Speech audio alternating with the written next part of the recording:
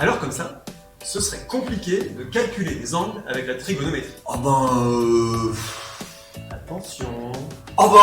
N'importe quoi! Exactement. Une petite capsule et c'est réglé.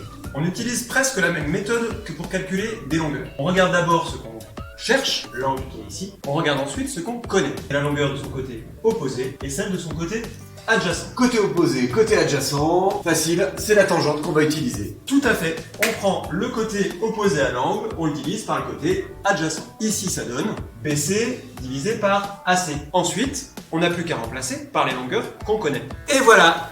Et voilà. Ben oui, et voilà. Maintenant, il suffit de prendre le bon outil. N'essaye même pas.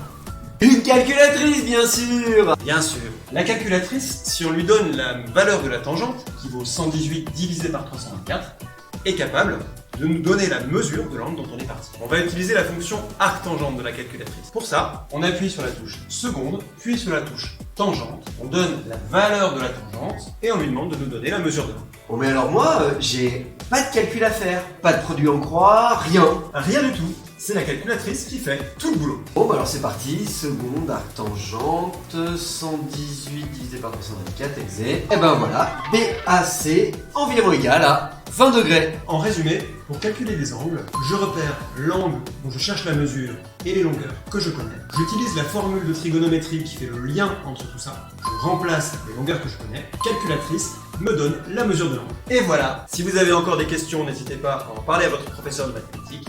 Sinon, rendez-vous à la prochaine capsule.